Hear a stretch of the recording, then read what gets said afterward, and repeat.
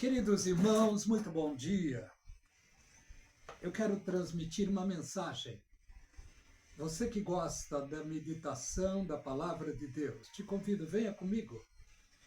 Eu quero falar um pouco sobre acontecimentos bíblicos, sobre profecias. Não vou tomar muito tempo. Estou vendo muitas lives de muitos irmãos que falam sobre esse assunto. Eu sou curioso e quero falar também. Em que tempo nós, como igreja, estamos? O que você acha? Em que tempo da profecia nós, como igreja de Cristo, estamos? Certamente não é no começo e também não é no meio, mas com toda certeza estamos no fim do tempo profético. No livro do Apocalipse, capítulo 1, fala da revelação preciosa do Senhor Jesus Cristo. E o capítulo 2 e 3 fala do tempo da sua igreja. O capítulo 4 está falando da entrada da igreja nos céus. Capítulo 5 está falando da igreja sendo coroada nos céus. O casamento da igreja. O capítulo 6 fala sobre a apresentação do anticristo neste mundo. Nós, como igreja de Cristo, estamos dentro do livro, exatamente do capítulo 3 do Apocalipse. Capítulo 3 do livro do Apocalipse nos diz o seguinte, eu quero ler. Olha o que diz, capítulo 3. Nós estamos no tempo da última igreja, e esta última igreja chama-se Laodiceia. Mas dentro da igreja de Laodiceia tem uma igreja, ela não aparece. Não é a igreja dos holofotes, não, ela está mesclada. Ela está invisível. E é esta igreja invisível que será arrebatada. É a igreja de Filadélfia. Nós estamos exatamente no capítulo 3 e o versículo 19 a seguir. Olha o que diz. Eu repreendo e castigo a todos quanto amo, se põe zeloso e arrepende-te. E arrepende-te. Eis que eu estou à porta e bato. Se alguém ouvir a minha voz e abrir a porta, entrarei em sua casa, cearei com ele e ele comigo. Ao que vencer, note, ao que vencer. Olha o que diz a Bíblia. Ao que vencer, lhe concederei que se assente comigo no meu trono. Assim como eu venci, me assentei com meu Pai no seu trono. Quem tem ouvidos para ouvir, ouça o que o Espírito diz às igrejas. O Espírito Santo, nesse último tempo, está falando para a igreja, está advertindo, está despertando a igreja quanto ao arrebatamento. Mas boa parte da igreja parece que dormindo. Por quê? Porque a sua liderança não tem ensinado no que diz as profecias bíblicas. Muitos crentes parece que divididos, perdidos no meio de tantas mensagens teológicas. Hoje tem teologia para tudo. Tem teologia reformada, tem teologia da substituição, tem teologia de todas as formas no nosso tempo. Mas o que diz a Bíblia sobre a verdadeira igreja do Senhor Jesus? E quando estamos falando sobre verdadeira igreja, não estou falando o nome de nenhum ministério, mesmo porque dentro de todos os ministérios, quando o arrebatamento passar, cristãos serão levados, porque a igreja do Senhor Jesus Cristo está sobre toda a terra. Porque está escrito no livro do Apocalipse, capítulo 5, e o verso 10. Para o nosso Deus fizeste sacerdotes, e eles reinarão eternamente. Ele comprou para Deus seres humanos de todas as nações, tribos, povos e línguas. É o que está no versículo 9. Louvado o nome do Senhor. Jesus Cristo, através da sua morte na cruz, ele comprou seres humanos para Deus, de todos os lugares desta terra.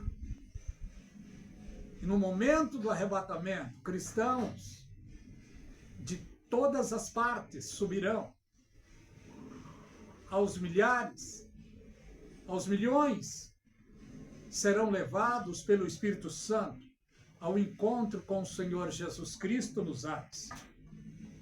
A igreja do Senhor Jesus está sendo aconselhada aqui pelo Senhor. Eu repreendo e castigo a todos quanto amo, se põe zeloso e arrepende-te. Eis que estou à porta e bato. Esta igreja, a última igreja, tem colocado o Senhor Jesus para o lado de fora. Não é o que estamos presenciando hoje?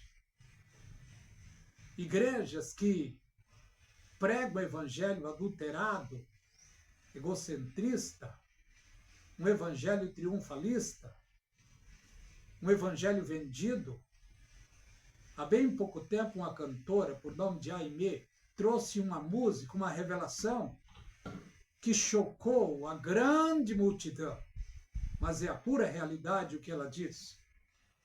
E o que nós estamos presenciando hoje é um evangelho vendido, é um evangelho fake news, mas o evangelho simples do Senhor Jesus Cristo está aí sendo pregado. Louvado seja o seu precioso e puro nome. Ele aconselha aqui: quem tem ouvidos, ouça o que o Espírito diz às igrejas.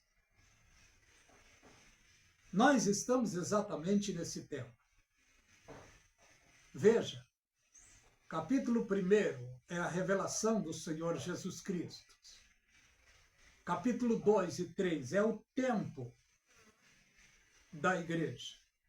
Porque quando o Senhor Jesus estava aqui pessoalmente, ele não veio tratar com a igreja, ele veio tratar com o povo judeu, o povo da promessa, promessa a qual Deus fez para Abraão, que iria abençoá-lo, iria fazer dele uma grande nação, e a sua nação, o seu povo, iria possuir toda a terra. Deus fez essa promessa. Jesus Cristo veio para eles. Jesus nasceu em Belém da Judéia, um judeu nato. Veio para recuperar eles que não puderam cumprir a lei. Jesus Cristo veio cumprir a lei, o sacerdócio, que eles não puderam cumprir. Jesus Cristo veio para assumir no lugar deles a grande responsabilidade diante de Deus. Mas eles rejeitaram, não aceitaram o Senhor Jesus, o perseguiram. Porque o Senhor Jesus Cristo, uma certa ocasião na sinagoga, Jesus abriu a Torá e foi ler exatamente no profeta Isaías 61, quando diz: o Espírito do Senhor é sobre mim, pois que me ungiu para pregar, para trazer liberdade aos presos, e assim por diante. E quando Jesus Cristo disse: hoje se cumpriu no meio de vocês esta palavra, eles se revoltaram. O sumo sacerdote Caifás rasgou as suas vestes. Sem ele saber, ele estava passando ali o sacerdócio para Jesus Cristo. Jesus então assume o sacerdócio levítico. Só que Jesus não era da tribo de Levi, Jesus é da tribo de Judá. Mas era para se cumprir a profecia bíblica. Vemos mais o que acontece.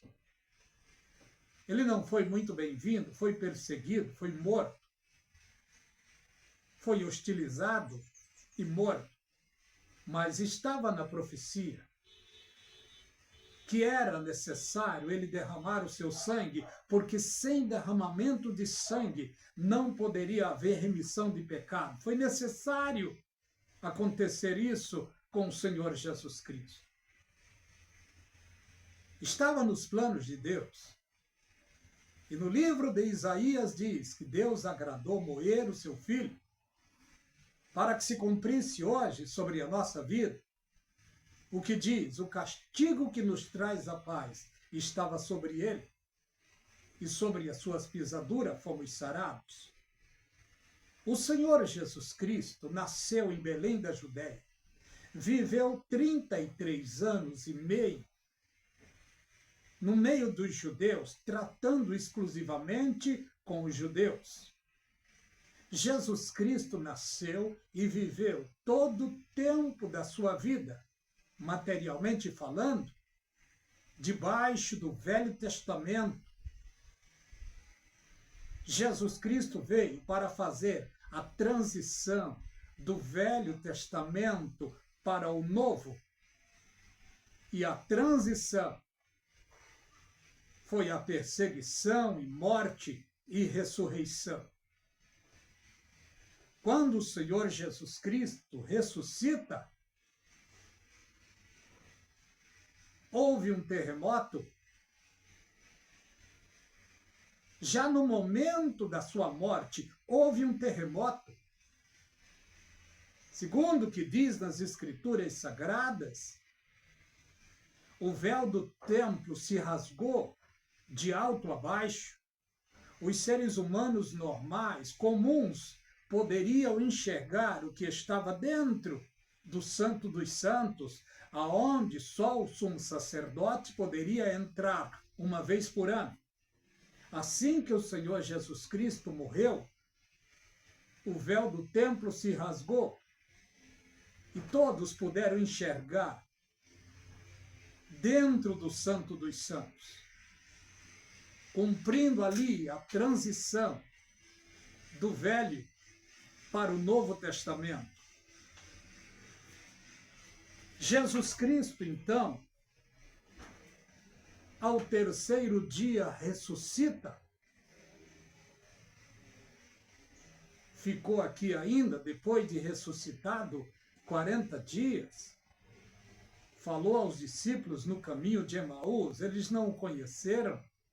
Se apresentou a primeira vez lá no lugar aonde os seus discípulos estavam amedrontados.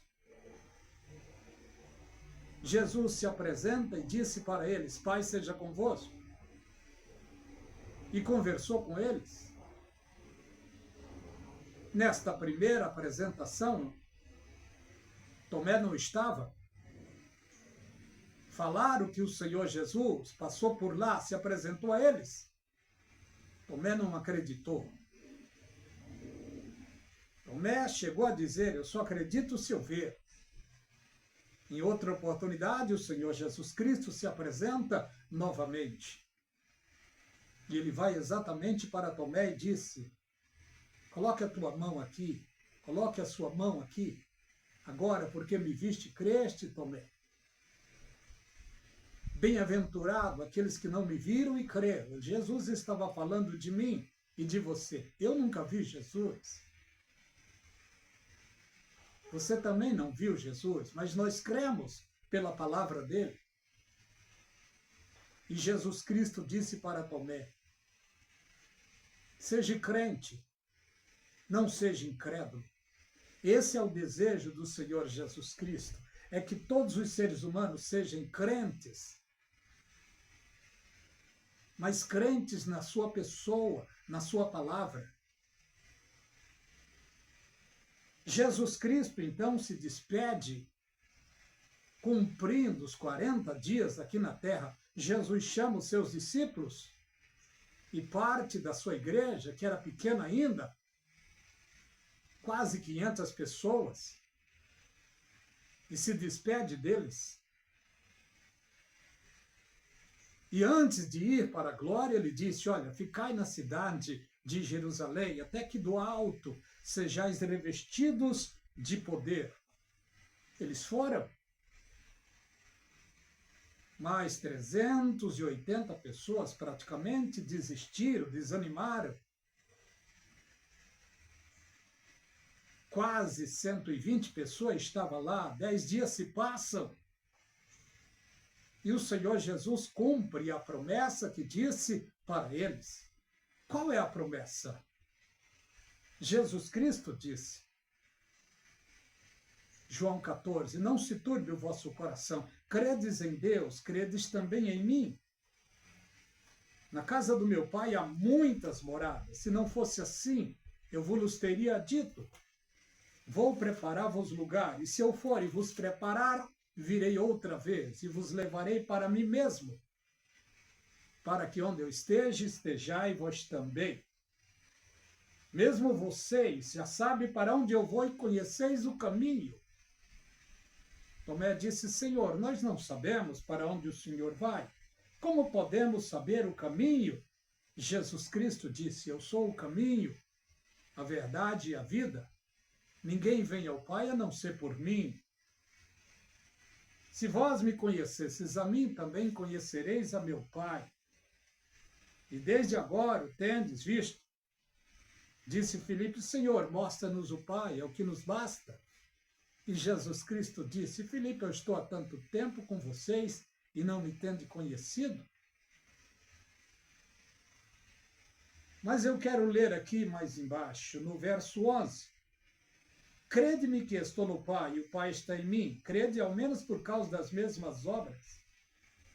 Na verdade, vos digo que aquele que crê em mim também faz o que eu faço e as fará maiores, porque eu vou para o Pai. E Jesus Cristo disse, no 13, tudo quantos pedirem em meu nome, eu farei, para que o Pai seja glorificado no Filho. Se pedir alguma coisa em meu nome, eu farei.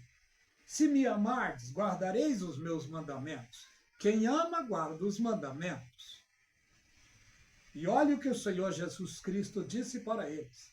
Para aqueles que o amam, foi para esses que Jesus Cristo disse.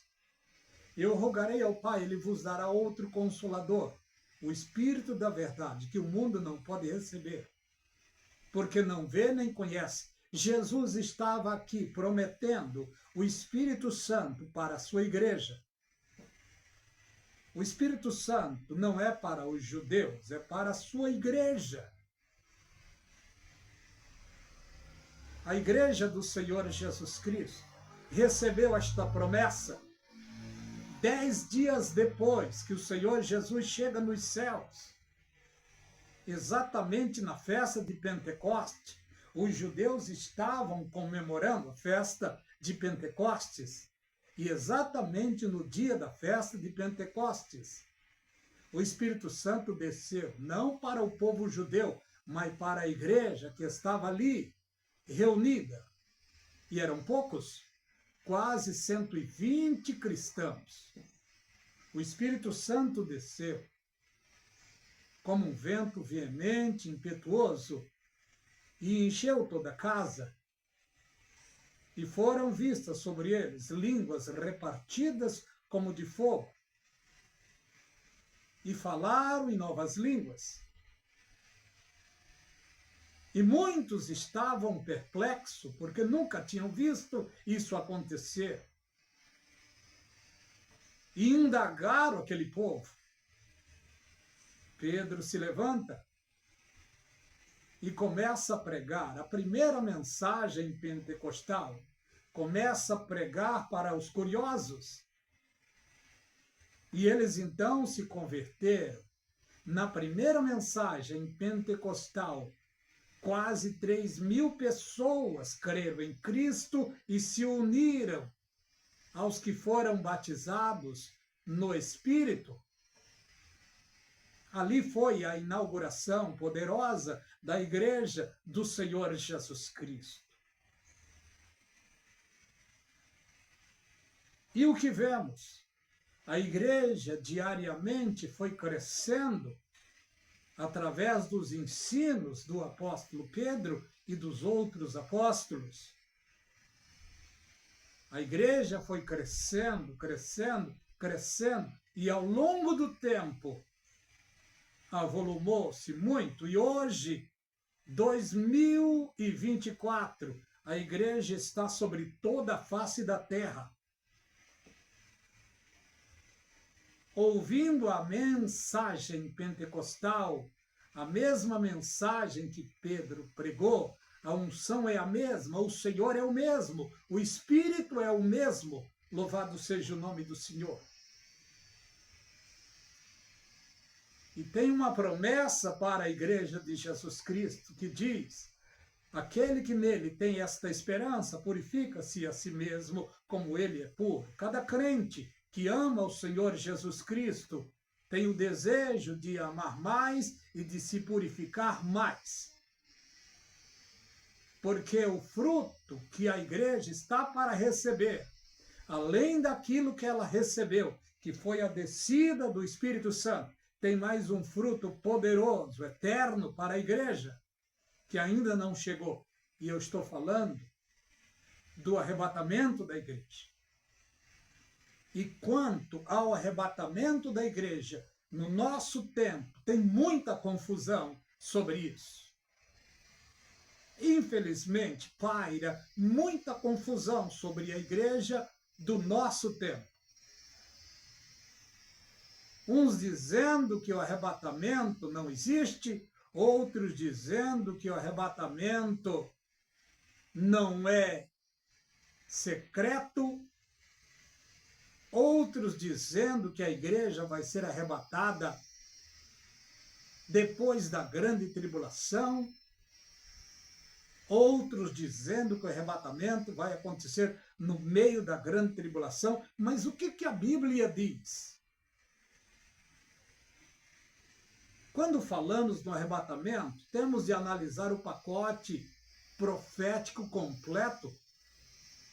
Ezequiel, Jeremias, Isaías, mas em especial Daniel e Apocalipse.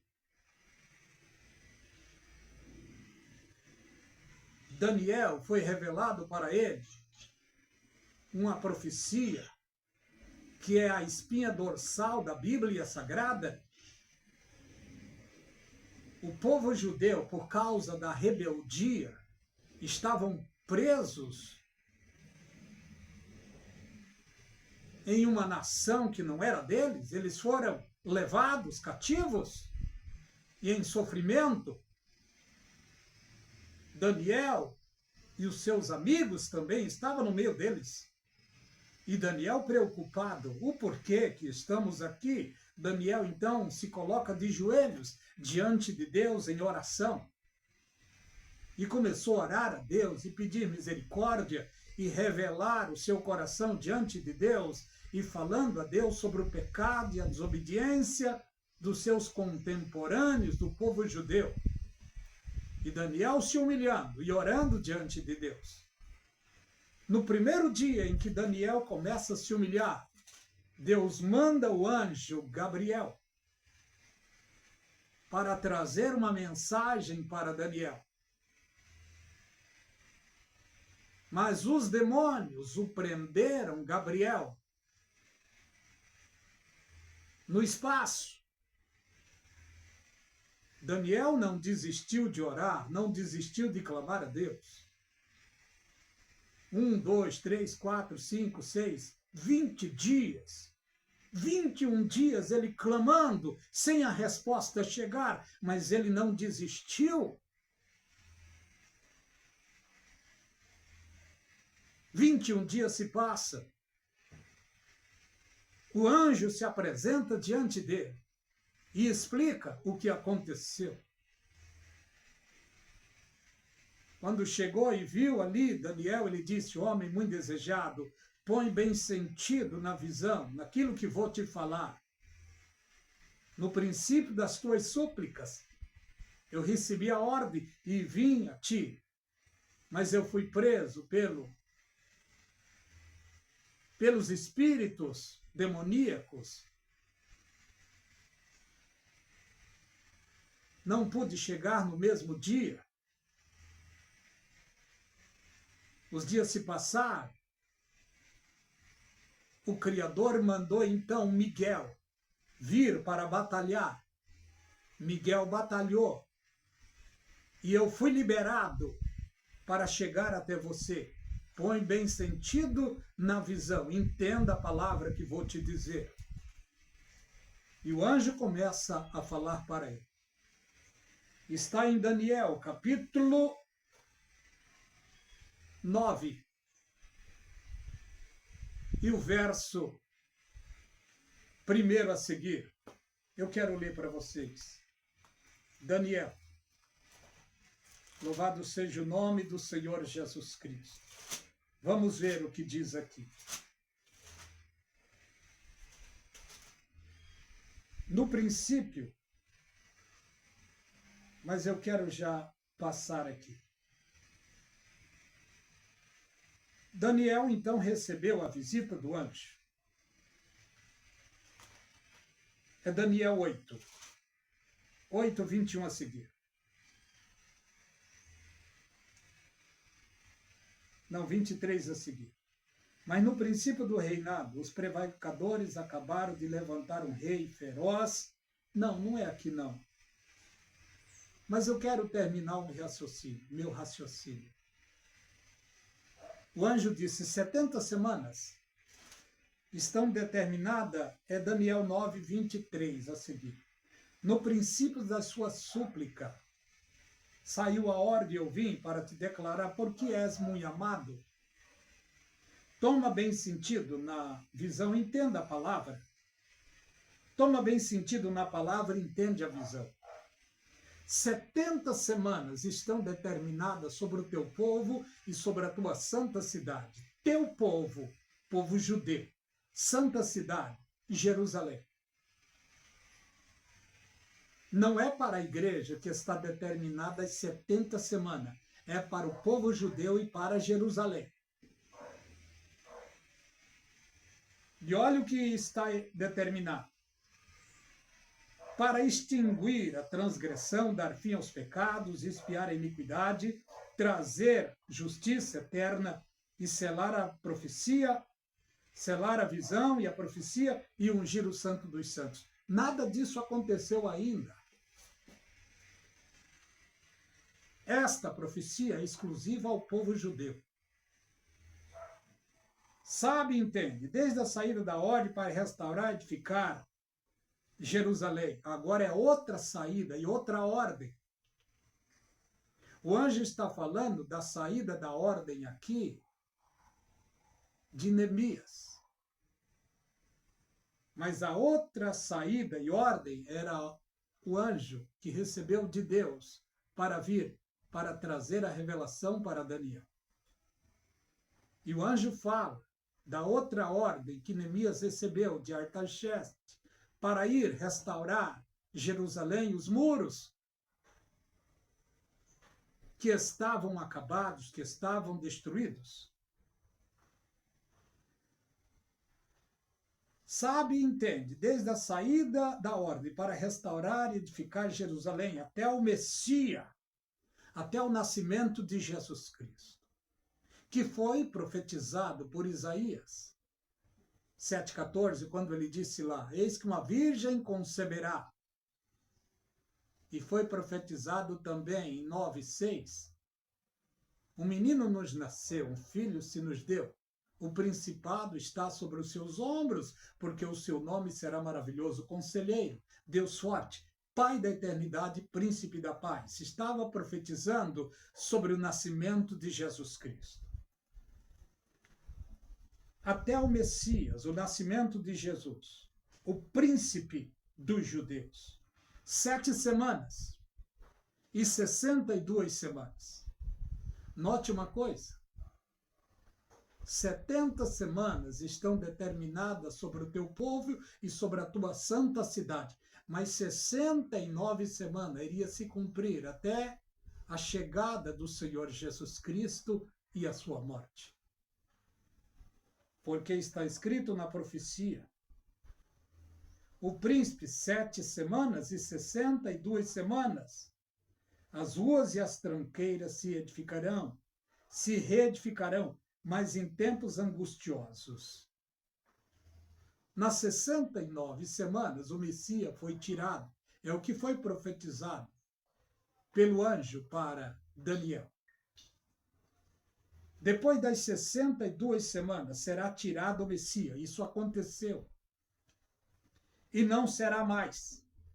E o povo do príncipe que há de vir destruirá a cidade. Veja, o povo já veio e destruiu a cidade. O povo romano, Tito e os seus soldados romanos vieram e destruíram Jerusalém, o templo. Foi profetizado por Jesus Cristo quando ele disse lá.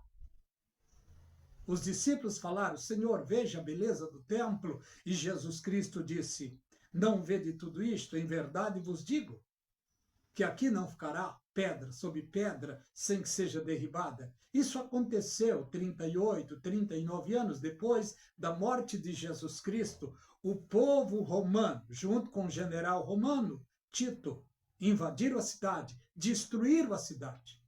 Mas nesta profecia aqui está dizendo o povo do príncipe que há de vir, o príncipe que há de vir, não veio ainda. Quem é este príncipe? É o anticristo. O povo já veio e destruiu a cidade no ano 70. Mas o príncipe do povo não veio ainda. A profecia tem duplo cumprimento. O príncipe que há de vir, o povo judeu está aguardando esse príncipe lá. Jesus Cristo falou sobre isso. Eles rejeitaram Jesus e Jesus disse para eles, eu vim em nome de meu Pai, não me recebeste. Virá outro em seu próprio nome, a esse vocês o receberão. Isso vai acontecer. Eles já estão aguardando isso acontecer. Mais uma vez eles serão enganados.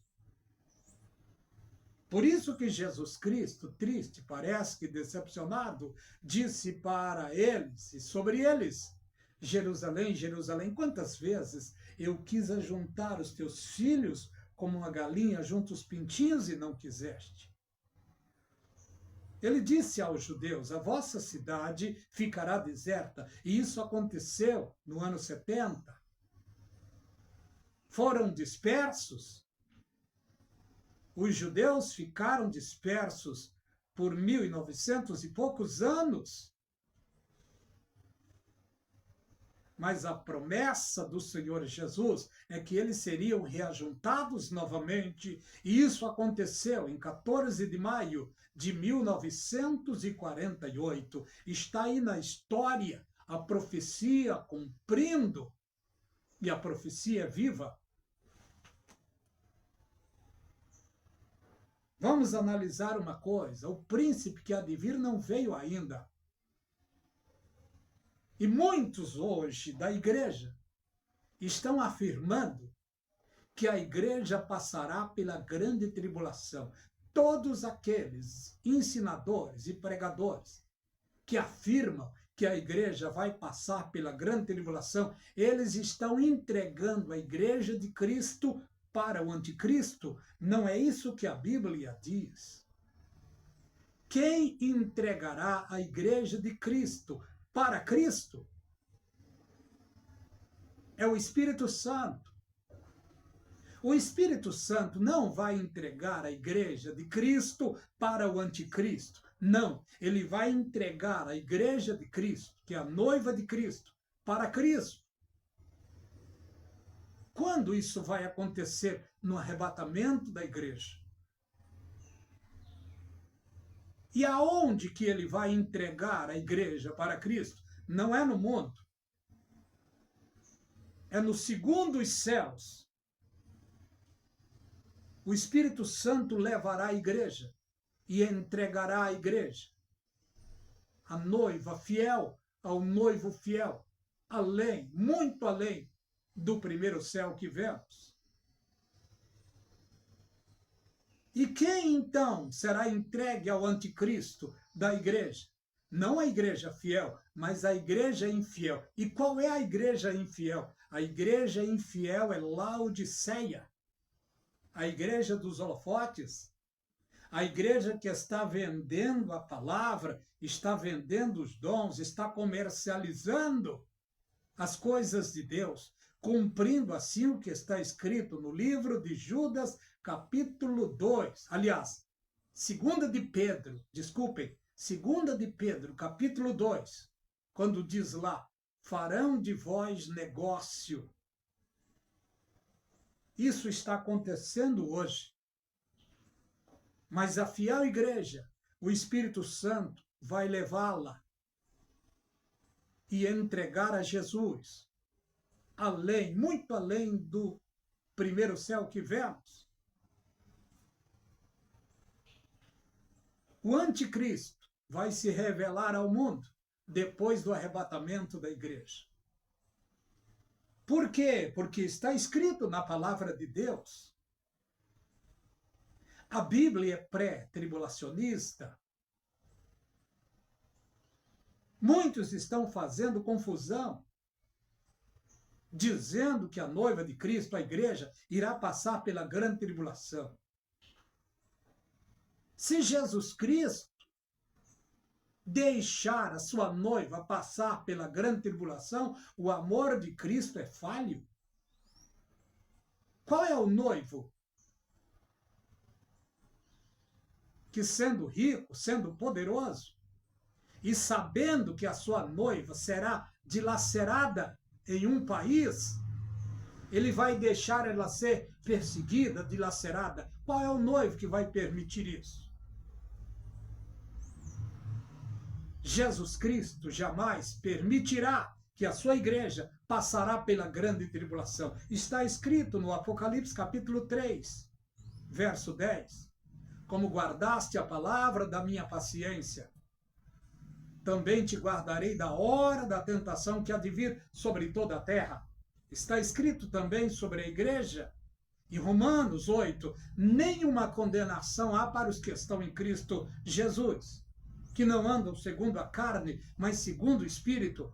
A igreja fiel, a igreja de Filadélfia, não anda segundo a carne, mas segundo o Espírito.